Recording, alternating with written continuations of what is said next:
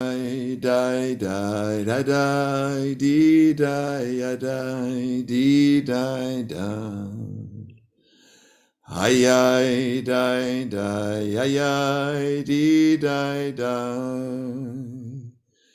Ay, ay, ay, die, die, ay, ay, dee, die, die, dee, die, die. Ay, ay, ay, die, die. Dee, die, die. Oh, hello everybody. Hope you're having a wonderful day, and we're looking forward to a little Torah here to inspire us for this Shabbos. Parshas Behar is the Torah portion we are learning, and the Sfas Emes is going to be our subject matter. We're learning for Aliyas Neshama, the Shul family, who were killed Kiddush Hashem by the Nazis in Warsaw, and we're learning in the memory of also Leah Bas Tzvi and Lavda ben Chaim. We're learning for a refuah shlema for our dear friend who needs a refuah shlema, Esther Chaya Leah Bas Tova Rivka. Please include her in your prayers. But Midrash, the Sfas Emes, starts with a Midrash. So we're going to go a little bit of a journey here. So, because the Sfas Emes does that. The Midrash quotes a verse from Mishlei. Mishlei is Proverbs, and it says the Midrash says that death and life are in the power of the tongue. So why is his commentary begin with discussing about the power of speech?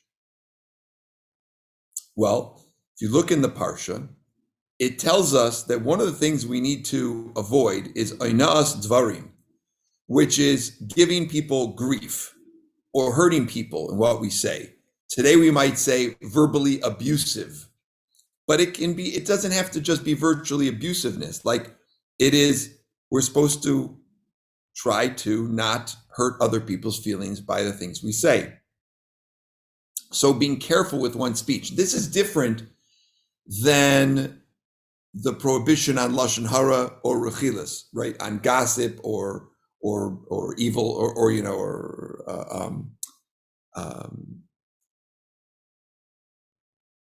talking about other people, or motzei shemra, or saying false things about other people. Onas dvarim is really referring to the capacity of every person to lift people up, or to the opposite, God forbid, with the things we say. And yet we still have a question. Why does the Midrash give this topic? Why does it start with this topic? Why is that the first thing to discuss in this parsha?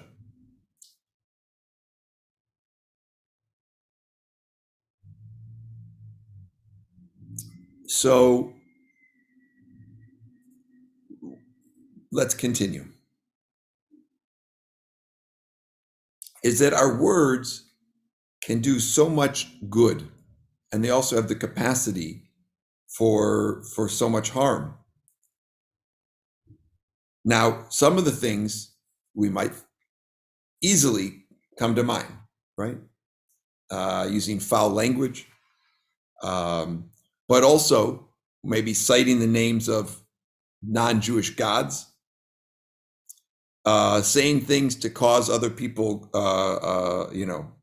pain and grief, and so forth. Now, lashon hara, as I mentioned, there's own rules about lashon hara, but it also could be included in potentially onas dvarim. But what we want to focus on is the power of words also to do so much good and to inspire people. And there is an example of a kind of a speech which really can bring somebody life. And this is what the verse in Mishlei is really talking about. And one of the biggest maladies we have in our society is low self-esteem. And we won't go into the reason for it, but we'll say that some of the antidotes for it are reminding people that they're doing a good job and that they're worthwhile because they're here on this earth. God wouldn't have brought them to this world if they weren't worthwhile. And in fact, if when you tell it to people who you're not dependent on, or you don't have a close relationship with, it can have a big effect too. In other words, yes, those people we're close to, we need to help them with their self-esteem, of course, and try to swap out any self-doubt with confidence. But also it could be a person, a random person who you meet in the course of your day, who you give a proverbial pat on the back, right? You're telling them that they're doing a good job. And when it comes from a person who they're not expecting to get it from, so it's exciting, and it really can lift them because they're objective. It's like, yeah, okay, when my friend says I'm doing a good job, because they're my friend, they want to say nice things, but this random person said I'm doing a good job, that's nice. And the Midrash uses some metaphors to remind us how much our words can be helpful and the opposite, God forbid. And one is, it says that our words are like burning coals. So if you have a burning coal and you breathe on it, you can revive the fire in the burning coal. So I know a lot of people, we don't heat our homes with coal, but we do make barbecues, right? A lot of people are familiar with the barbecue, and you put those coals in the barbecue and they burn down. And if you blow on them, so you're going to see this big, you can get the flames to start again. But if you spit on the coals, you'll put them out, right? So you're using your mouth for two different purposes. Now, the Sfas Emes is inspired by this idea about the coals, because the fire is connected to this idea of chiyus, which we talk about, vitality. And he reminds us that Hashem's vitality permeates creation. Because when Hashem created the world, he used the Torah, and the Torah is also compared to fire, and this fire and this vitality is built into the DNA of the world. So just like a burning coal, can make fire, so too does Hashem's presence permeate creation. And Hashem created the world with this vitality and this life, which is a warmth, but we know that so often, unfortunately, it can be hidden. Like a burning coal, you can look at a pile of coals and they can look extinguished. Just if you're looking at them without getting close to them, they can look extinguished. But if you come up to them, you come close, you put your hand over them, you see they're very hot. Because the internal fire is not apparent. This is a metaphor for Hashem being hidden in the world.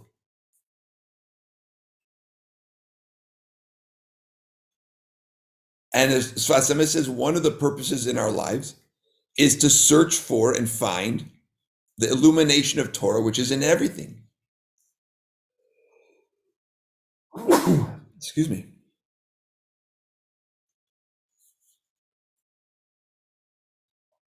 What does it mean to find the illumination of Torah in the world?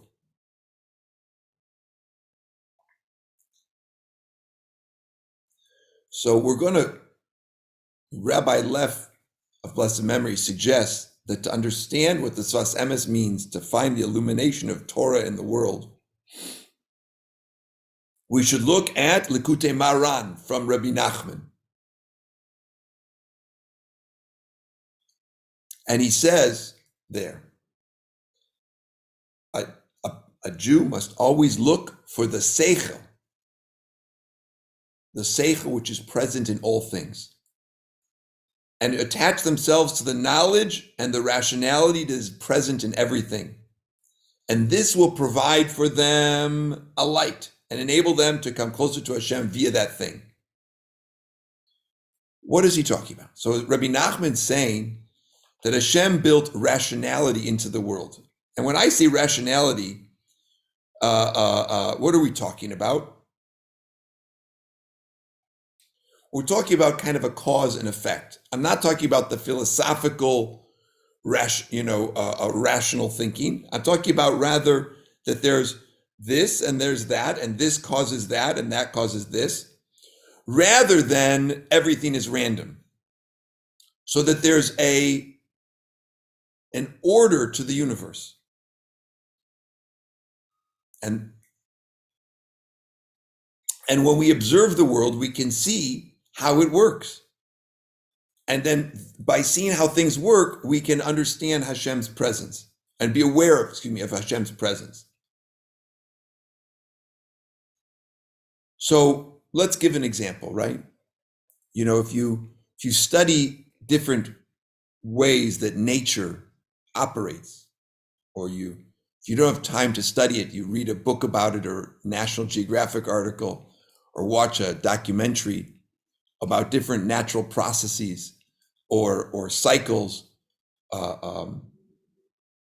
It's incredible. For example, the salmon returning to spawn in a stream where they were born, but it's been years since they left that stream.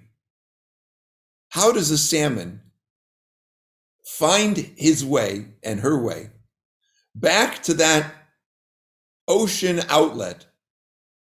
Right? So they're born in a stream, up in a mountain. They go downstream when they're young. They go into the ocean.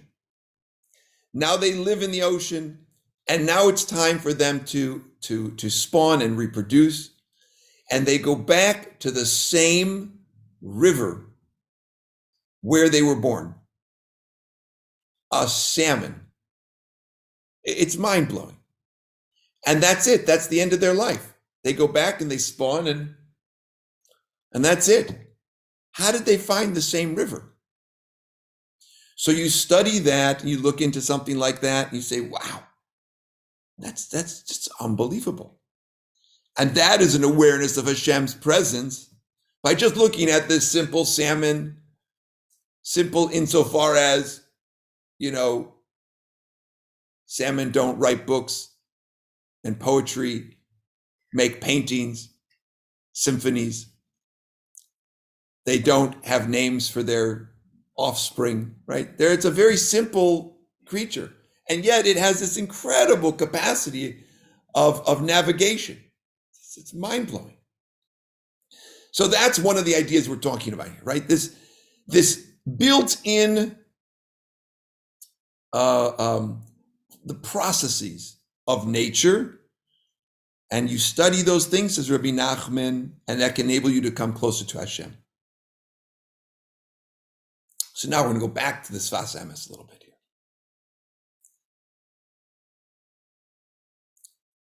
So one of the ideas which we talk about a lot in the Sfas Emes is that even our work during the week is avodas Hashem, is a form of service of God. Even when we're doing things which seem mundane or that are making a living, those are also part of our service of God. Now, if you're a doctor, right, so you might think, oh, so that, I get it, right? A doctor, they're healing, but what about everybody else? Rabbi Nachman's insight shows us that our avoda, our worship of God during the weekday, can exist in all occupations. It's not just, the doctors or the scientists who might be finding a cure to cancer. Let's take a very simple thing. I need a pair of shoes. I need shoes. Or if you're a parent, your child needs shoes. So you go, now, yes, you can order them online, of course. Somebody's going to fulfill that order. More satisfying is going into a shoe store, trying on shoes, right? And you want to find a shoe that really helps, that fits that person. And the salesperson, and maybe I'm dating myself here by this, but you look for the right shoe that fits, that works. So the salesperson who's trying to find you a shoe, right, brings a kind of order to your universe by finding you the right shoe. And also you're going to be able to now walk better because of the shoe. And you're going to be grateful for that ability. And your life is changed by having a shoe that fits well. And of course, if you've ever purchased a pair of shoes that don't fit, you know how frustrating it is. And the gratitude of having shoes that you feel comfortable in. I hope my daughter will forgive me. Her foot was really bothering her.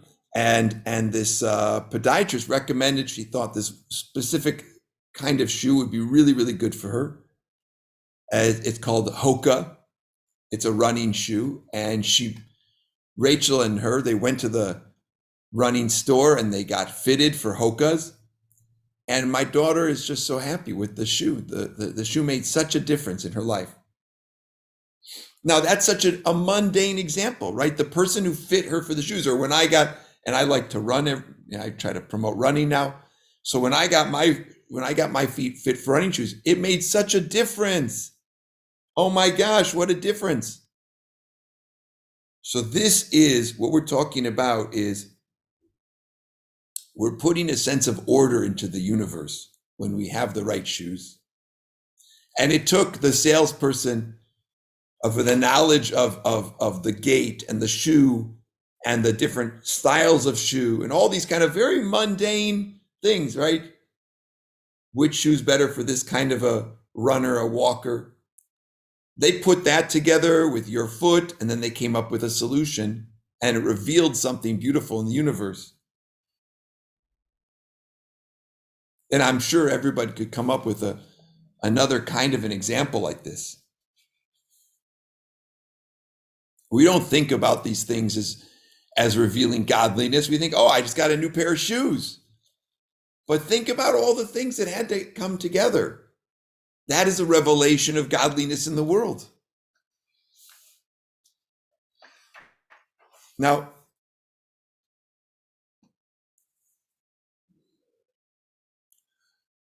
so this idea of figuring things out by seeing how things work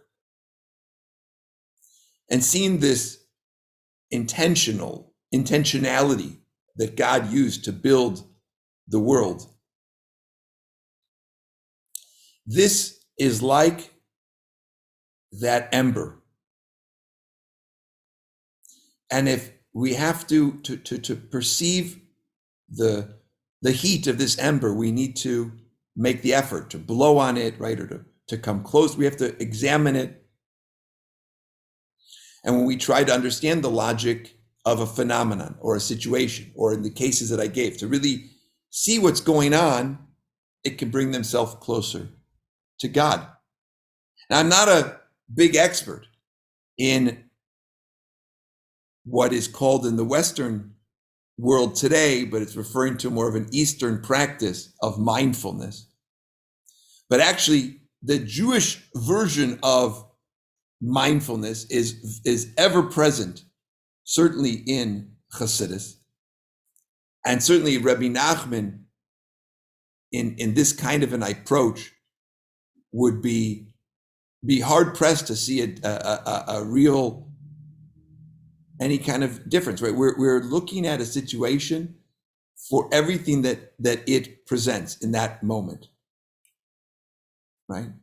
So rather than looking at everything as some kind of utilitarian, right? I'm just doing this so I can get to there or I can get to there, but rather look at everything that's happening right now at this moment that made this moment possible, and appreciating everything that went into making this moment happen, and all of the various things that have to be aligned for this moment to be, and being grateful for that moment.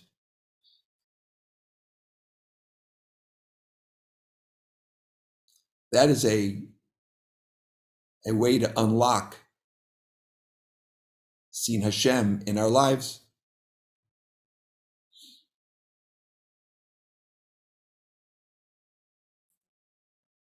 And I think that's a real big chisaron in our day and age, is because of the affluence of our times. It's so easy to not see these things. Because of the affluence of our times, it's so easy to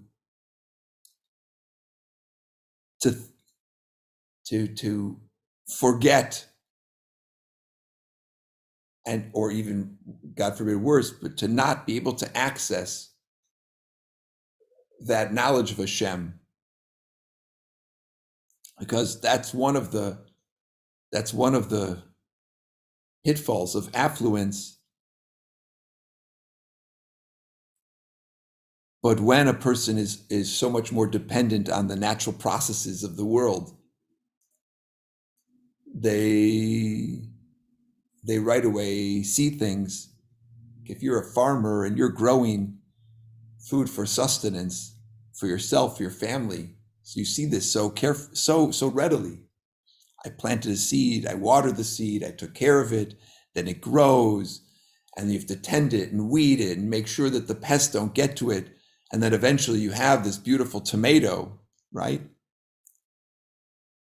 I sometimes, when people come to me with certain spiritual matters or certain life issues, I say to them, take up gardening. You can grow tomatoes in a pot on your balcony. You don't need a complex agricultural setup. You don't need 40 acres and a mule to grow a tomato or even a flower.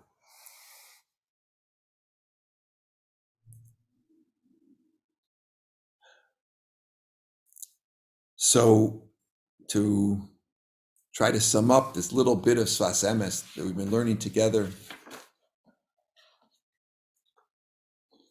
remind us that Ki Vada Yesh Chiyus Hashem Yisbarach B'chol Davar Sheba'olam, that everything in the world has a internal fire, vitality from Hashem.